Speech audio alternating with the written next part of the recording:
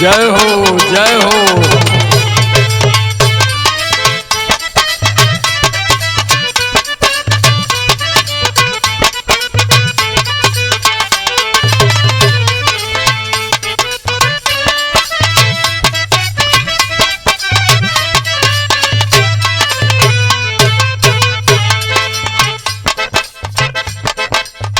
अरे मेरे बहुजन समाज के सम्मानित साथियों,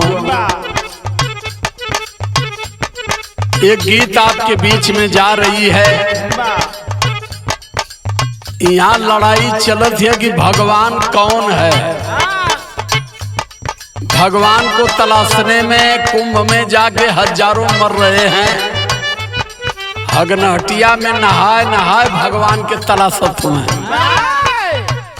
वही में छिनकत हम, पादत हम, कुल कुल कर्म करत हम, वही में डुबकी मारी मारी मुक्ति लेते हैं। लेकिन रियल भगवान कौन है, खास तौर से बहुजन समाज 85 मूल निवासियों को मैं समझा रहा हूं।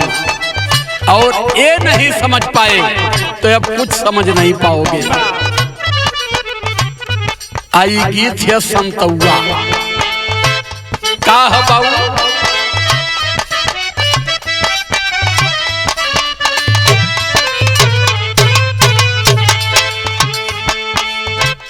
धन्य भीम साहब धन्य तुहरी काला में,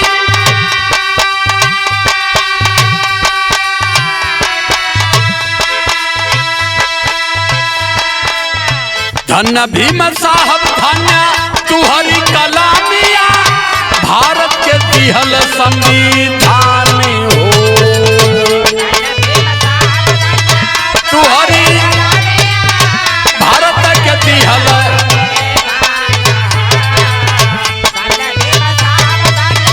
तुहरी कलामी भारत के दिहल, कैसे भुलाइए साहब, कैसे भुलाई साहब तुहरी करनिया, बनी गईला मोर भगवान हो। कैसे भुलाई साहब तुहरी करनिया, बनी गईला मोर भगवान। हाँ कैसे भुलाई साहब तुहरी करनिया, बनी गईला मोर भगवान हो। यहाँ भगवानों के लिए लड़ाई चल रही है।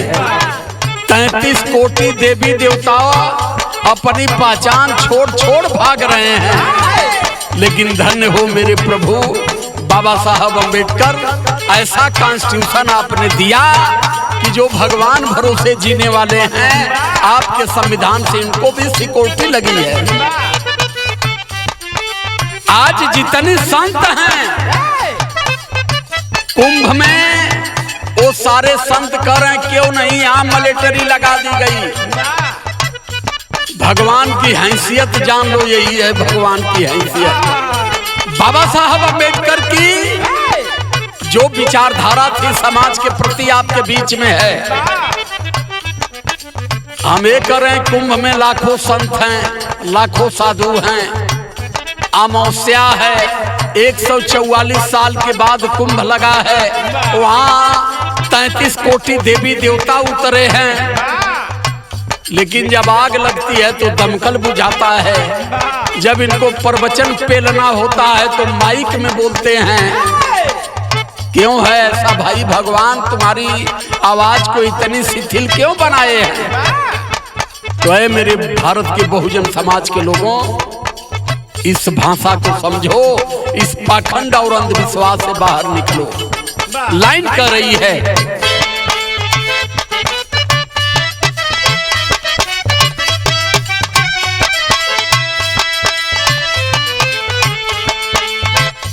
धन्य होई गईल मोरे,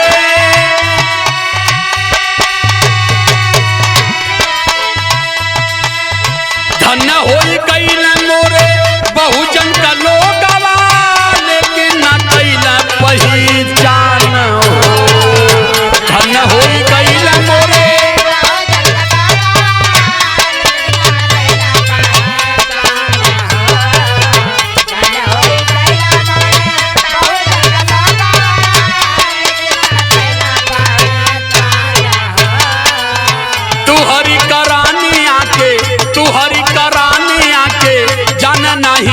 बहुजन पत्थर के मान भगवान हो।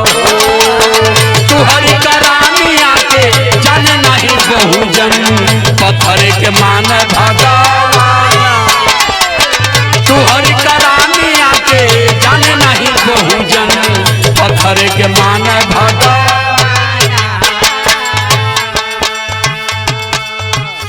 यहाँ पत्थरे के गोबरे के भगवान मानत हुए आऊ मानत हुए जौन विधानसभा में, विधान परिषद में, राज्यसभा में, लोकसभा में बैठल हुए। इन गधों को पता नहीं है कि राज्यसभा, विधानसभा, विधान परिषद और लोकसभा में पहुंचाने वाले हम लोगों को बाबा साहब अम्बेडकर हैं। बाबा साहब अम्बेडकर से आस्था तोड़ करके की जाए कि गोबर लुड़ियाए लुड़ियाए अगरबत्ती धरावत। ये क्या देश की हिफाजत करेंगे और क्या आवाज आपकी बनेंगे। हमारे भाई आजाद समाज पार्टी के चीफ चंद्रशेखर आजाद, मैं भाई को आदर करता हूँ, सम्मान करता हूँ।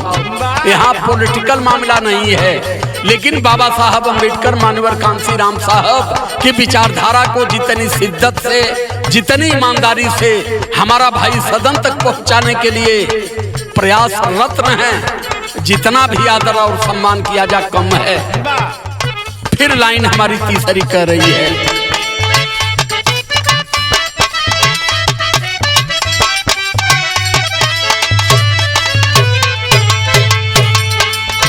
गोबरा के पूजत बाटे, गोबरा के पूजत बाटे, देखा बहु जाना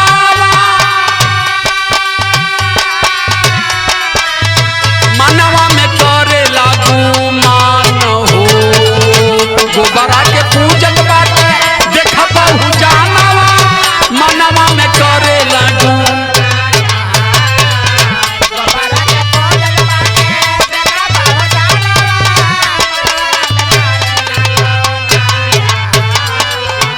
बाबा साहब अम्बेडकर के भारत में बहुजन समाज गोबर, गौमूत्र और पत्थरों को पूज करके वही बगुमान करत था कि हम गैली कुंभ में गोबर पूजली, खूब नहैली हगनहटी में, अब हमार मुक्ति हो जाइए।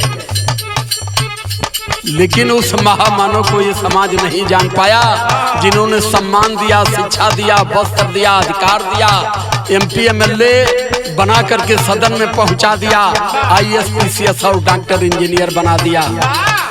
यहाँ बहुजन समाज का ध्यान नहीं है। क्यों नहीं है? क्योंकि मनवादी शक्ति इनके दिमाग को हाईजैक कर लिया है। तो इसलिए लाइन कर रही है, गोबरा के पूजे, गोबरा के पूजे आजा देखा बहु जाना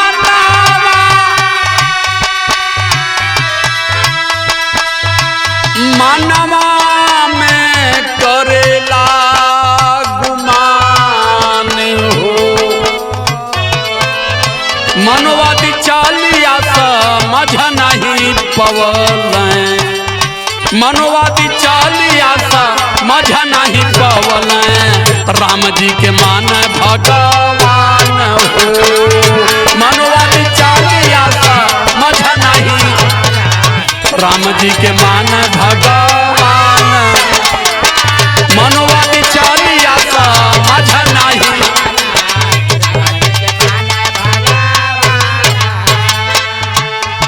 ये किसको भगवान मान रहा है? बहुजन समाज और राम को, जिन्होंने बहुजन समाज के संत शंभुक ऋषि का गर्दन काट दिया। इसलिए काट दिया कि ये बहुजन समाज के अधिकार वंचित, शोषित बच्चों को शिक्षा दे रहे थे। आ वही के ये समाज अपन भगवान समझत हो। क्यों? क्योंकि ये बाबा साहब अम्बेडकर को इंसान समझते हैं, भगवान नहीं समझते हैं। बाबा साहब अम्बेडकर को इंसान क्यों समझते हैं? क्योंकि बाबा साहब अम्बेडकर माँ के तन से पैदा थे और राम मुंह से पैदा थे। इतनी बुरी तरह से लोगों के दिमाग को हाईजैक कर दिया गया कि जो मुंह से, नाक से, कान से, कीचड़ से, मछली से पैदा हुआ वही भगवान है। रियल है कि मछली मैगी से कोई पैदा नहीं हो सकता। आखिरी लाइन है।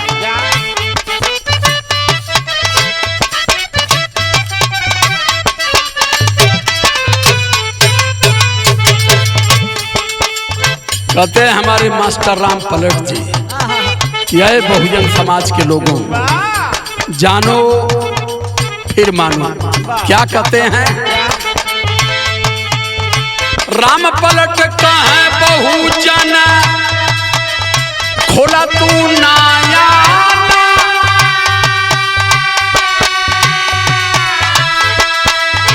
अपने ककारा पहचान हो। राम पलट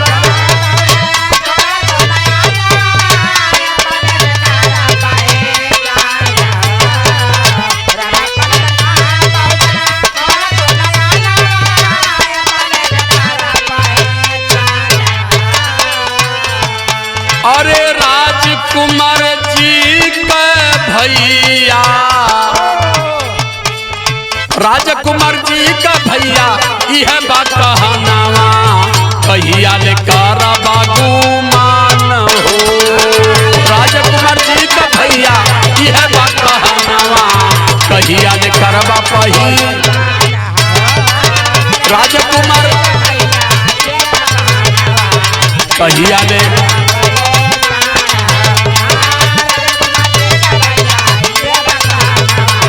कहिया ले करबा पहचान हो।